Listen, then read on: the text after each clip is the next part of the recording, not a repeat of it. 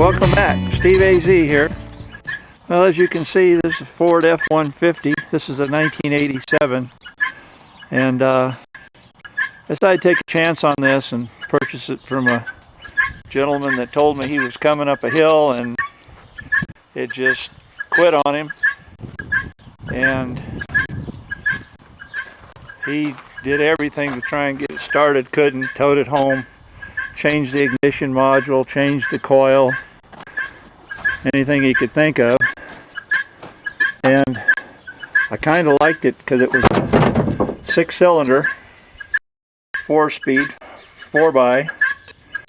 And these engines, in 1987 and on up to the early 90s, I believe, until they quit making them, had a fiber timing gear on the cam that if you didn't keep the oil changed regularly and you put some heavy RPMs on it, eventually that cam gear was going to wear, being fiber meshed to a steel crank gear.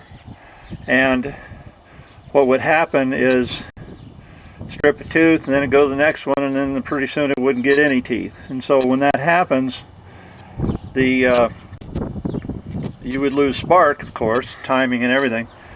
And this is, I believe, what happened to this gentleman. However, I don't really know, and I won't know until I get into it a little deeper. But like I said, I do like the engine.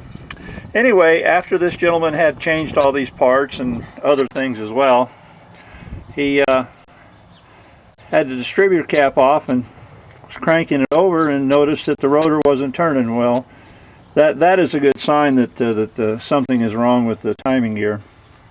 So that's what I'm going to check first. Now, I believe this engine is a non-interference engine, and you would be able to crank it over and not bend your valves when the gear goes. So first thing I'm going to do is put a battery in it. It's missing that. Okay, I've got a battery. First thing I want to do is disconnect the fuel pump relay, and I think the easiest way for me to do that is just to do the interlock.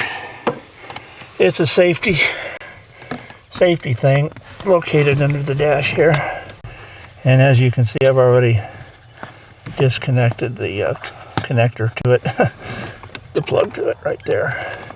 That will stop the fuel pump from energizing the fuel injector. Okay, now to get under the hood. I probably could have just disconnected the relay to the fuel injectors or fuel pump. It's right here. I believe it's the green one, which shows that it's original, color-wise. But it seemed to be easier for me just to pull the one loose under the dash, the disconnect in case of a collision. Okay, hang on a second.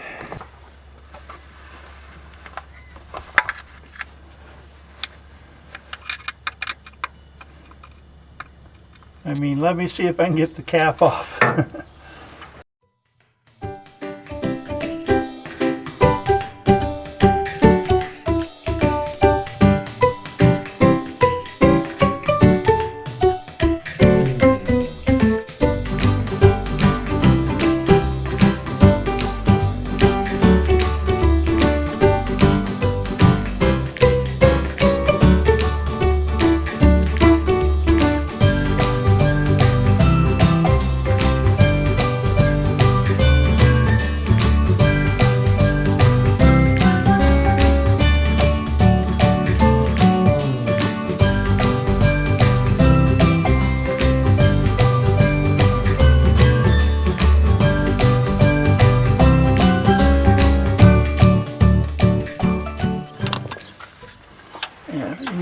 Cap.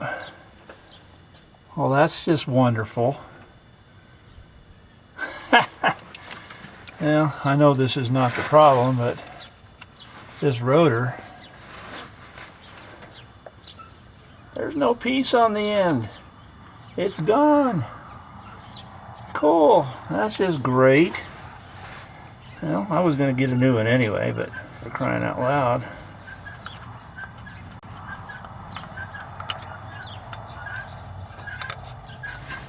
So much for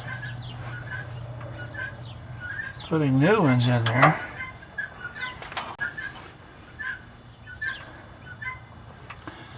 I do believe I'm going to take this over here where you can't see. I'm going to go ahead and take the coil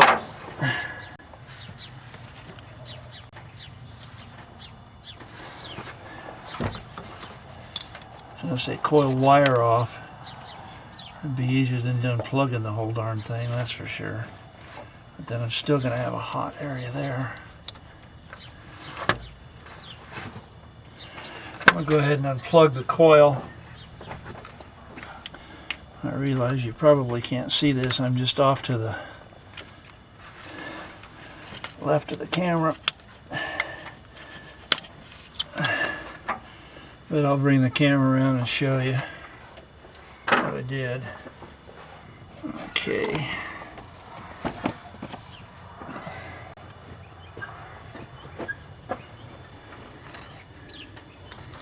There it is.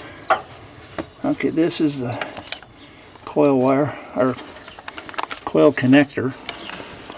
Come back up here. You can see it maybe. Right there. And it plugs in to, where's my finger? Okay, right here. Plugs into there. Anyway, that disconnects the coil from the ignition. And that way you don't have to worry about a spark jumping around in here. You could also pull the wire off the top of the coil there, but I don't know. I just do it different. Okay, let me put you back over here.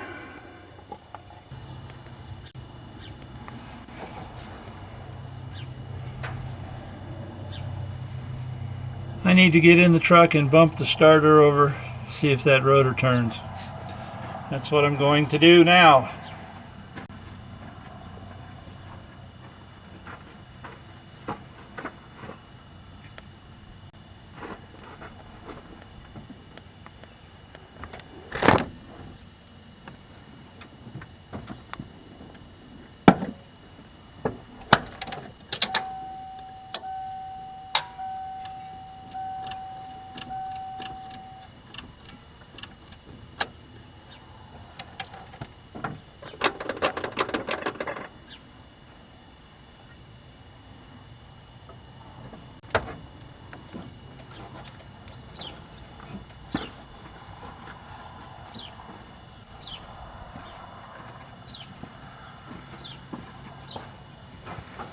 Well, it does not want to turn over. So, I will be checking something else out here shortly. Okay, so I'm getting under here, and I want to get a wrench on the, this is a 15/16, and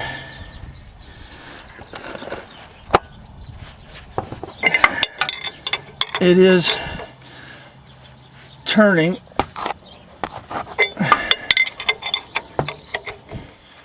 and I can feel compression building up, making it more difficult to turn. This engine has 158,000 on it, I believe. So anyway, that's that. We know it rolls over, it's not seized up. Let's go back up on the top. Okay, back up on top, since we know the distributor rotor is not turning, I'm going to go ahead and pull that distributor and check the bottom gear on it and check the ignition module on the side. Make sure they put some dielectric grease on it when they installed that. Anyway, I'll get that distributor put back together. Or cap put back on, I mean. Okay, I have the cap back on, and I've loosened it, taken the wires off, marked the number 1. Actually, number 1 is marked on the cap anyway. but I did it just to check. Seems to be when they put the distributor back in, they left it loose. And I'll turn it so I can get to the little nut down there a little bit better. See if it focuses in. There we go. That's the hold down clamp and bolt. Bolt, not nut. Anyway, I'm going to go ahead and take that out and then pull the distributor out. Okay, let's see how much trouble it is to pull that distributor out.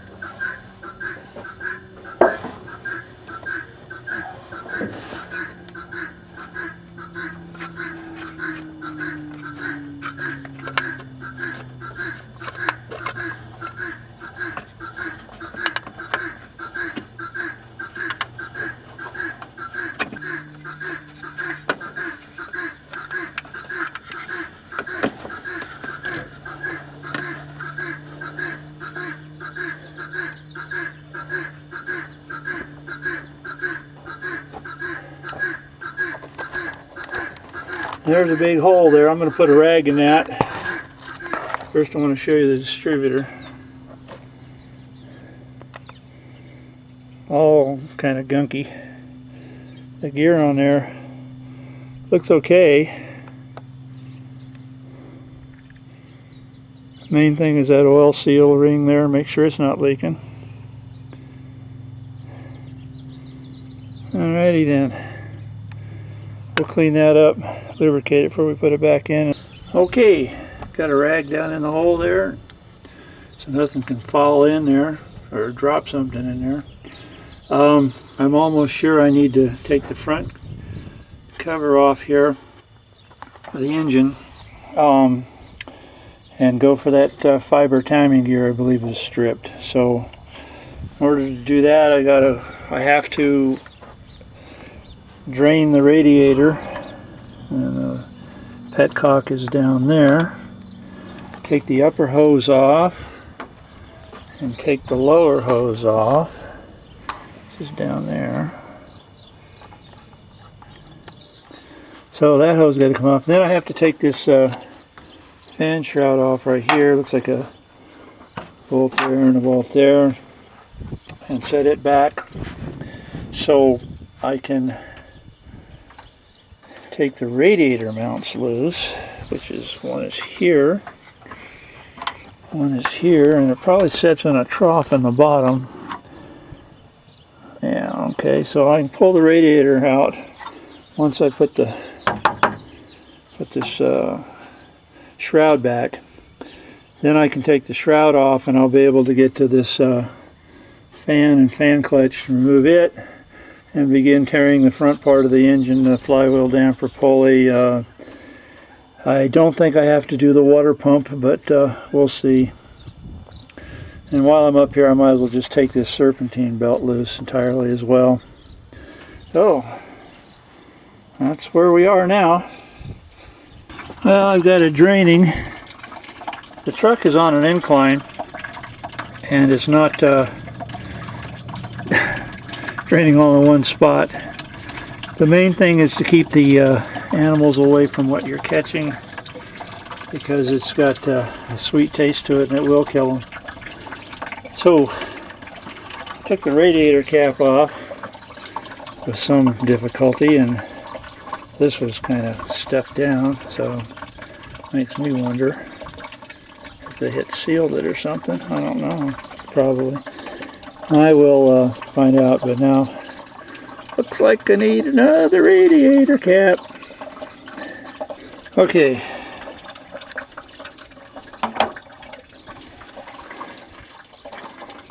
Hoses. I might as well just take these hoses completely off, especially this top one.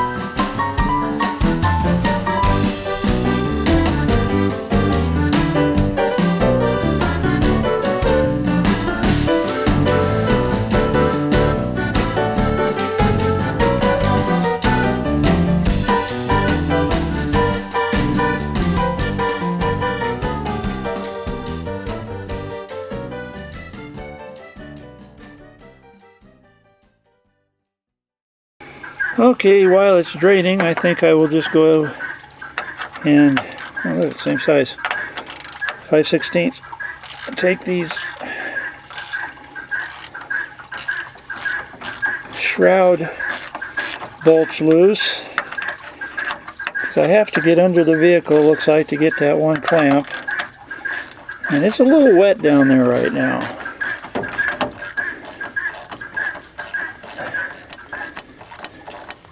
It's still draining. This good old Arizona sun will have that dried out shortly, I'm sure.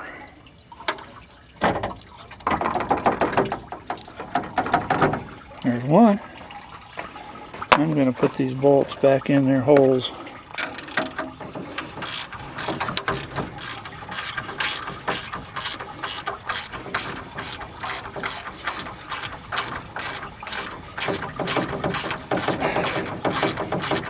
I love these little ratchet wrenches.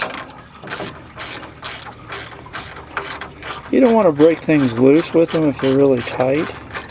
Well, maybe you can, but I don't mind last a little longer. But they sure are handy. Just like when you don't need a socket wrench, they come in handy. Okay, now we are positioning, yes, we are positioning that back, and go down here and see if I can't get hold of that screw somehow, maybe not get wet. Well, it hasn't quite dried up enough underneath the truck, but I was able to get under there and take the clamp loose and pull the radiator hose back from the radiator. So that part is done. Then I just positioned the fan shroud out of the way, and so I believe I just have this one here and this one over on this side to take loose to get the radiator out. Can't see anything else attached. I removed the overflow tube.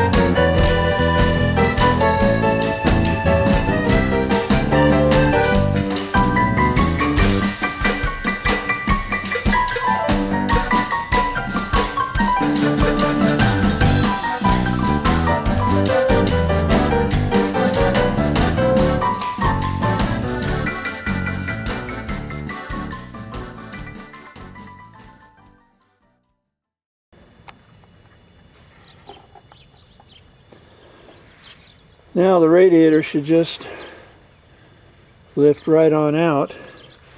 Check this out, stuck to the front of the radiator.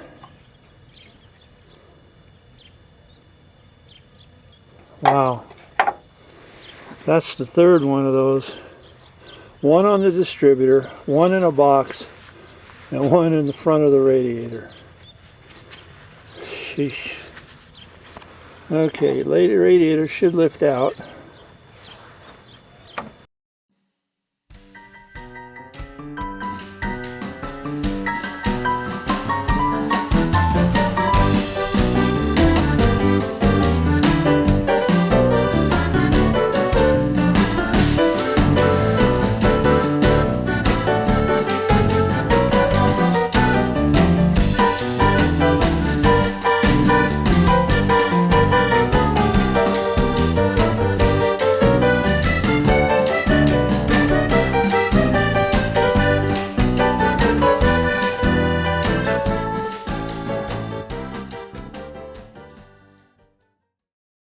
Show you something on the radiator.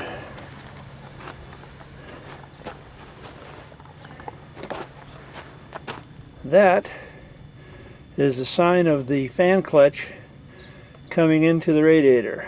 And I would say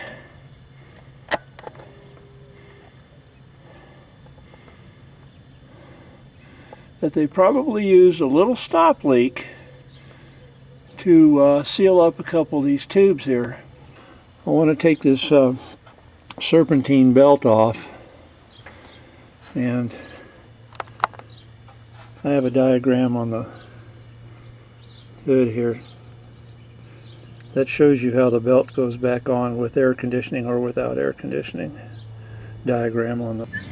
Okay, time to take this serpentine belt loose. The way to do this is pull up on this little puppy here, and it is a little tight. It's supposed to be. And there you go. 5/8 by the way. Okay. Then you just weasel the belt off. And on the fan, damper pulley. There you have it. I'm going to check the inside of the belt for cracks and frays and all that other good stuff. And I gotta say, this one is nice, pretty fine condition. You can see where it was sitting, one position there. Okay, I'll put this out of the sun. There's the belt. I want to spin this pulley here. Oh boy, that is too noisy. That should be smooth. You shouldn't hear anything out of that. That will eventually go. So I will want to replace that. That's power steering. This is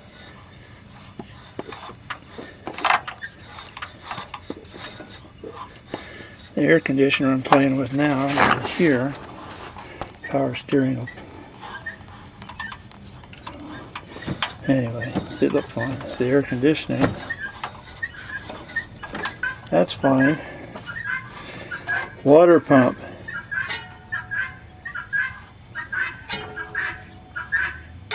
Check for wobble.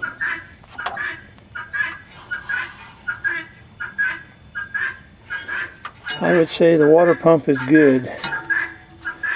Ah yes, the old alternator. Noisy birds. Look at these noisy birds. Come on guys, give me a break. That's too noisy. Thank you.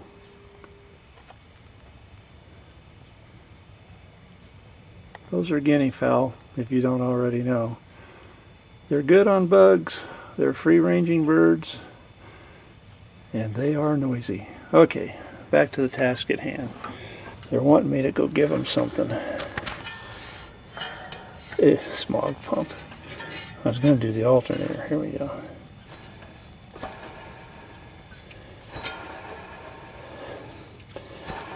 Yeah, it seems a little noisy, but when it gets warm, it'll either get worse or better, so I'll have to pay attention to that.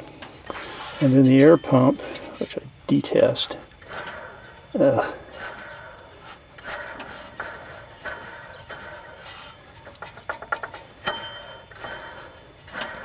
It is probably working.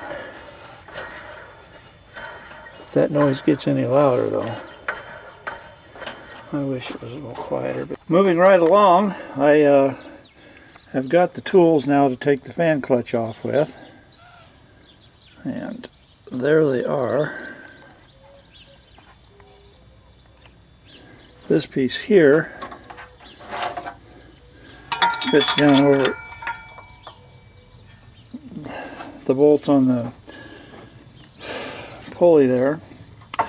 And then this piece here is your wrench, and it goes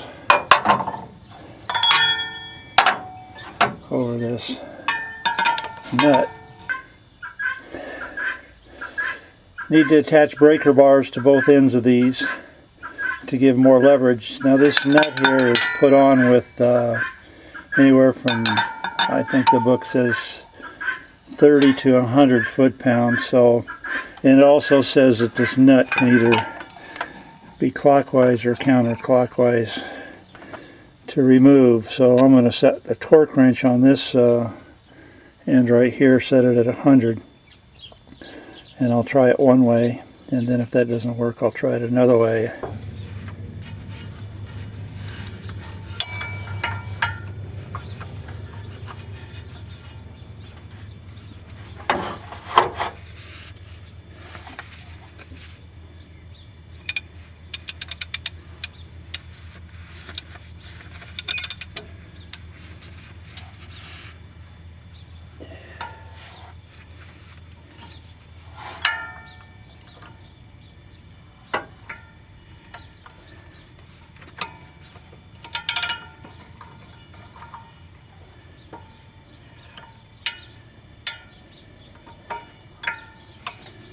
Well, we'll try clockwise first, I guess.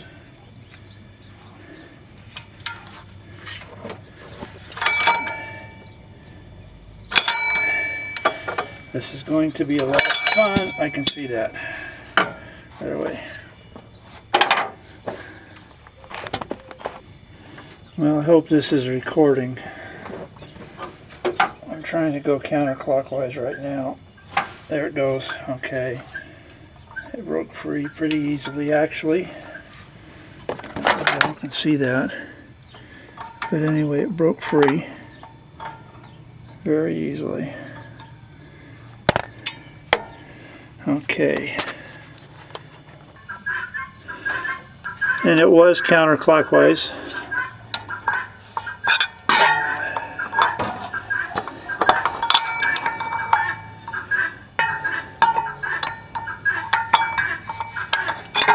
I might be able to do this by hand now.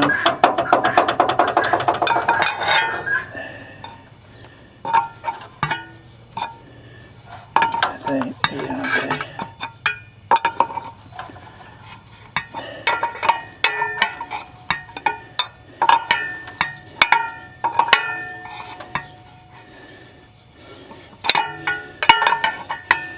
I'm turning this nut, standing in front of the radiator, and turning this nut towards the passenger side, which is actually counterclockwise. It loosens normally on my truck. I don't know how it will be on everybody else's truck. And it seems to be a very long-winded nut right now. I did have to put this tool here on the grinder and take down a little on this side and a little more on this side here because it was just fitting too tight. It's a cast tool and they just get the tolerance close. I didn't want to take a hammer and drive it over this nut because I knew I'd have trouble getting it off. So it's easier to take a file, or a bench grinder's quicker if you have one. Take it down a little bit till you're happy with the fit. And it might save you some grief in the long run, but rather than hammering on the front of the water pump shaft to try and force this thing down on that nut.